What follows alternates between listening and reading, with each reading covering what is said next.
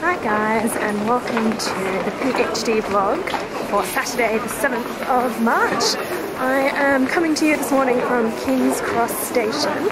I am on my way to the British Library. It is 35 past 9 right now, so I'm running a little bit late.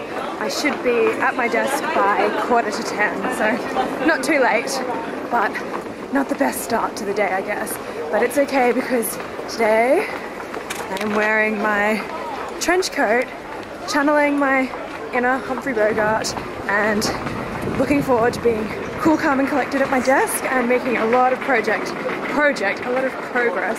on chapter 4 today. I have just had my lunch. It is now about 1 o'clock on Saturday afternoon and I've been going well so far today.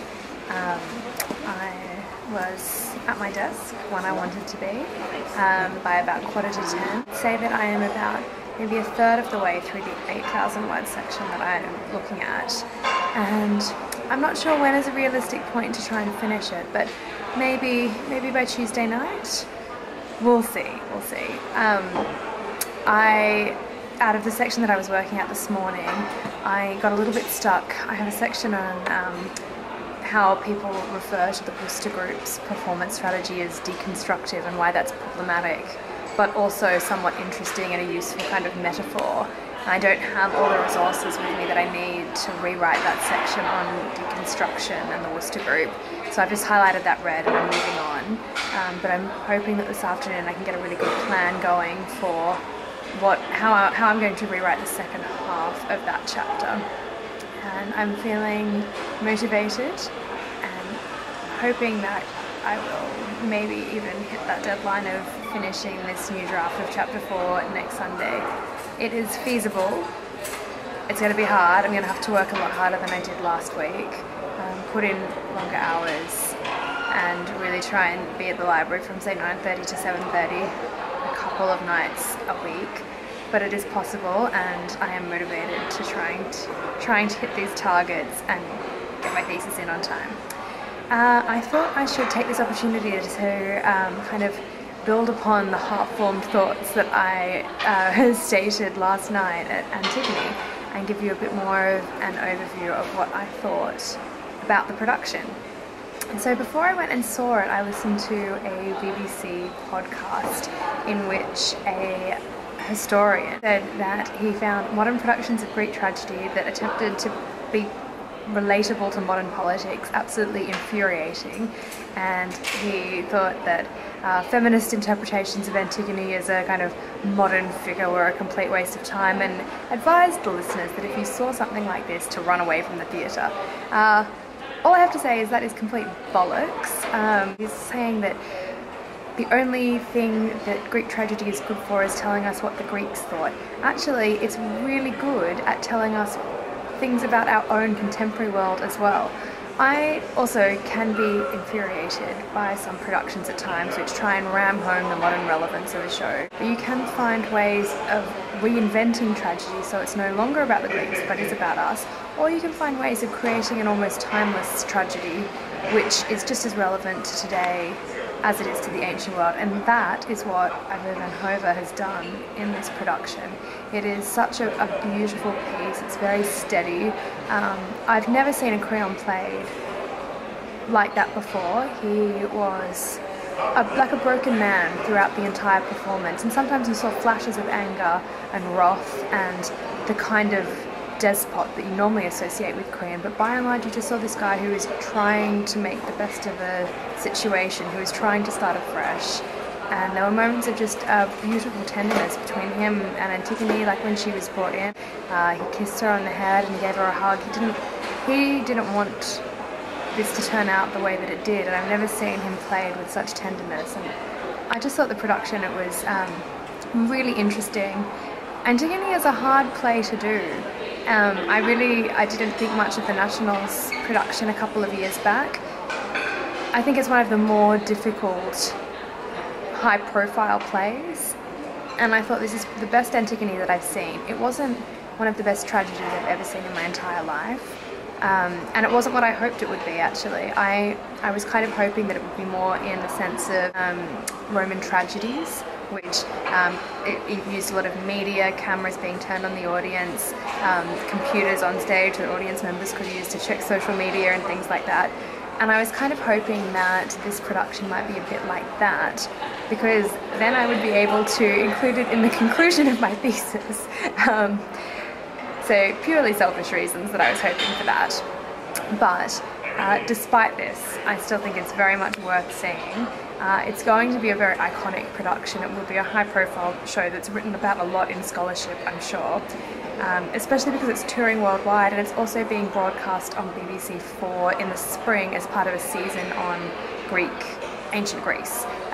So if you have access to BBC 4 and you don't have tickets to the show, which is unfortunately now sold out, you should watch it on TV. And if you're not based in the UK, I'm sure there are going to be ways of watching it elsewhere. Surely the BBC would release it if they're going to the trouble of recording it.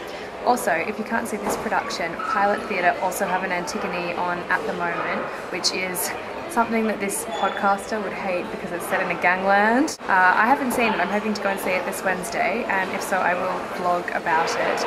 But anyway, this production of Antigone, which is by Pilot Theatre, is being broadcast live on the internet, I think on the 18th of March. I'm going to link to it in the info bar below. And if you are free, then you should tune in and watch it, because I'm sure it will be interesting to kind of keep that in mind if you see or are reading about this Carson translation of Antigone that I've just seen last night, because they're on at exactly the same time. It will be interesting to compare and contrast the two different interpretations.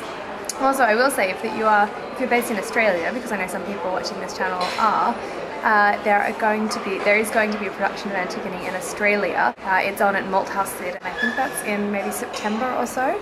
I'll link to that one in the info bar below as well. So there's plenty of opportunities to see Antigone, and I think all of this just kind of disproves that podcaster wrong. I mean, why would there be 3 productions? I mean, and I think there's one in the States that I read about last week as well. Why would there be so many productions of Antigone if the play didn't speak to contemporary times? So the British Library has just closed for the day. It's 5 o'clock on Saturday now, and after being kind of quite perky and upbeat at lunchtime, I got a bit down by about 2 o'clock. It is such a nice day in London after the dark, cold, depressingly short days of winter. Spring is finally here, and today, I mean, the media is calling it a heat wave. It's 14 degrees Celsius. Come on, that's not hot. But it makes a very, very, very pleasant change from the ice-covered ground and the freezingness that has been preceding this weather. And today we had beautiful blue skies. You can see it's changing a little bit now. It's starting to get dark, but it was just gorgeous sunny weather. I went outside and ate my lunch in the sun. I went back to the library and I felt quite motivated, but it was like I'd taken a drug, and I kind of was sitting at my desk starting to scratch myself and get itchy and a headache, thinking, oh my gosh, I need some more vitamin D, I need to go back into the sun again. But I managed to resist. I stayed at my desk till 3:30 working on chapter 4. By that stage, the fact that I wasn't in the sunshine was starting to get a bit too depressing. So I started doing the Quentin Tarantino reading that I had to do. So I had all those books waiting for me that I ordered earlier this week. And I really enjoyed that. It was really nice to be doing something else. And yeah, I found it refreshing. I found it really interesting. And it's actually going to be helpful for both of my sections. I thought it was only going to be useful for the Thyestes section, because that's the bit that is explicitly about violence and kind of that really gory aesthetic. But actually the scholarship that I was reading was also talking about Quentin Tarantino as kind of an emblem of American culture, and that connects with the Worcester group as well, and kind of the idea of these very quintessentially American postmodern artists. So it's going to be really useful. So I'm glad I've had a good day, and I mean, I always have to be just happy and content with myself, I think, when I go to the library on a Saturday and I work from opening till close. So good for me. I am now going to get a coffee and do a final hour of work for the day, and then I will finish my work for the weekend and have a pizza and watch Fortitude. This is what work life balance looks like. Saturdays in the library, Saturday night Dad's eating pizza. Almost 12 hours after I left this morning, I am now finally home. I am ready to have a relax. I'm going to catch up on watching Fortitude and have a bath and then sleep in tomorrow morning because I am having the day off, which I think is very well deserved. It's been great talking to you again today. Bye for now, see you tomorrow. Happy International Women's Day, everyone. It is Sunday, March the 8th, and I am taking the day off in celebration of International Women's Day. Yay. Actually, I'm just taking the day off because it's overdue, but that's beside the point.